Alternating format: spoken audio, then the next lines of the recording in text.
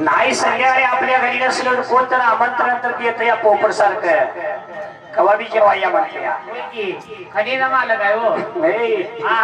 तसे द्रोणाचार्याची परिस्थिती बाबा गरिबीची गरीबाला कोण दाद येत नाही. गरीबाला कोण गरीबाच्या अंगावर कापड फाटका असतं तर त्याला 10 रुपये कोण देत नाही. कोण ओळख देत नाही हो. इस्त्रीला कट मारून पांढरा शर्ट घालून आला की चला म्हणजे कुठल्या धाब्यावर जाऊया. शेठ म्हणते शेठ म्हणते शेठ. पण गरीबाला कोण दान धर्म करत नाही दाद देत नाही. असं माझा गुरु द्रोणाचार्याच्या घरी फार गरिबी होती देवीला आणि गुरु द्रोणाचार्याचा एकुलता एक मुलगा अश्वत्थामा. लोकांची मुलं दूध प्यायला लागली की मुलं रडायचं आणि त्या रडतेल्या मुलाला आई काय करायची पिठाचं पाणी करायची. पिठाचं पाणी करून त्याला पाजत होती आणि ते पिठाचं पाणी प्यायून टनाटन उड्या मारायचं आणि दूध पाहिले पेलेलं गड्याचं वांगारून बसत होत. मग दूध पिलेल्याला पिठाचं पाणी पिलेल्याला बघवते आणि पिठाचं पाणी पिलेल्या का आपल्यापेक्षा उड्या हाणायला लागले या म्हणून गरीबाला कोण दाद देत नाही बाबा. आनंद व्हायचा माझ्या शिवाचा मला वाईट वाटलं होता शिवाचा माझ्या बापाला त्या असणाऱ्या द्रोणाचार्याला मूल दूध मागते. ह्याला दुधासाठी माझा गुरुबंधू आहे.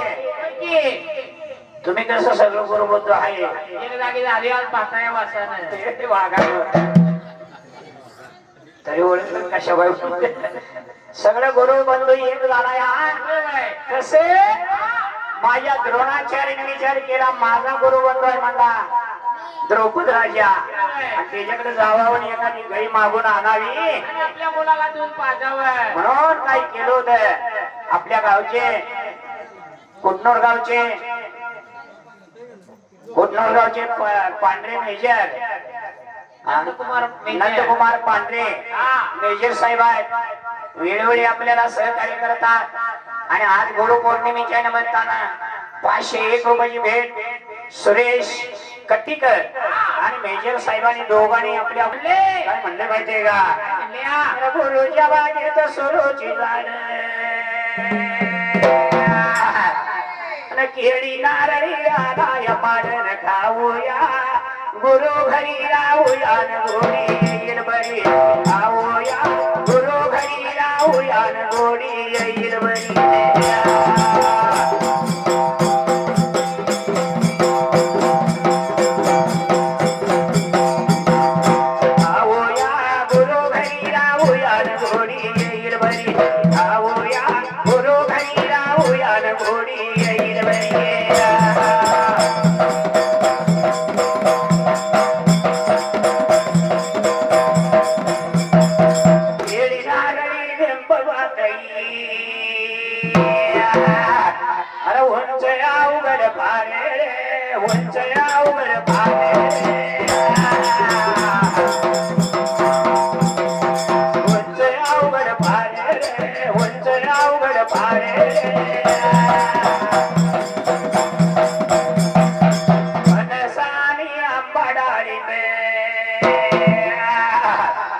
द्राक्षाचं लोक देत घे द्राक्षाचं लोक देत घे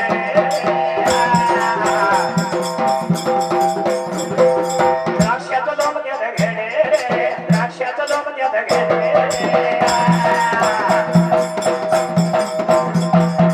मृतक पक्षी उडवारी राखण ठेवा बागेवरी न खाऊया गुरु घरी राहूया गोडी येईल बरी राहूया गुरु घरी राहूया गोडी येईल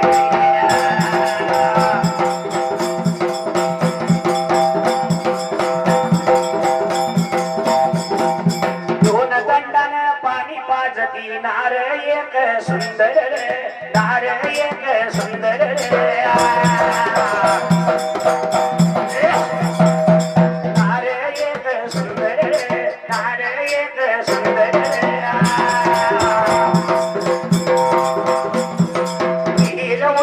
पाजर फोडती वळखल तोच भातर वळखल तोच भातर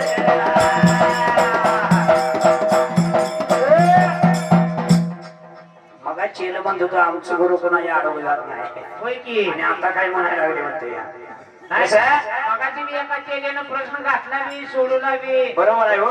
तुम्ही मी तसं चालू केले या काय मग आम्ही गुरु शिष्य जागी. होय होय दुसरे दोन दंडानी पाणी पाजती नार एक सुंदर रे आणि विहीर उलटीन पाजर फोडती वळखर तोच भातर रे. होय होय दोन दंड म्हणजे माणसाच्या शरीरात अन्न नालिका आणि श्वास नालिका या दोन नलिका असतात. होय होय अन्न आणि पाणी ती सोडत असते. बरोबर आहे. ती दोन दंड आहेत आणि विहीर उलटीन पाजर फोडती. ही काय भानगड आहे सगळ्यांचा जन्म आधी मुळी तयार होती आधी मुळी तयार होते आणि मग शेंडा येतो या. होय होय पण माणसाचा जन्म पहिला शेंडा शेंडा तयार होतो पुन्हा खाली मुळे फुटते त्या. पुन्हा मग खाली तयार होत चालू होते हो आधी डोकं तयार होते आणि मग ह्याला हातपाय फुटते म्हणून ही विहीर उलटी आहे. एवढंच नव्हे अरे एका नारीला दोघं पती. अरे एका नारीला दोघं पती.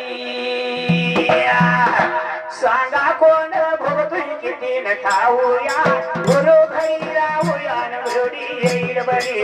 खाऊया गुरु घरी राहूया न घोडी येईल बरी.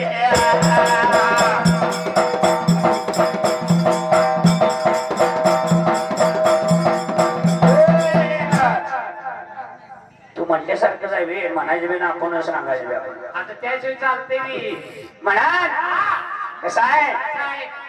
एका नारीला दोघं पतीन सांगा कोण भोगतोय किती. होय होय एक नार म्हणजे कोण पडजीव आहे हो आपल्या नारड्यात पडजीव असते. पडजीव जरा न्यात लागलं का येळभर खोकायला होते. येवर खोकाय लावत्या. होय होय आणि पडजीव एक नार आहे आणि तिला दोघं पती आहेत.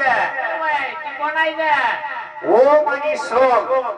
ओम म्हणजे आत वडतय सोम म्हणजे बाहेर सोडतय. श्वास आत वडला की ओ आणि बाहेर सोडला की सोम. ही दोघं पती आहेत. होय होय आणि भोगत्यात किती माहिती आहे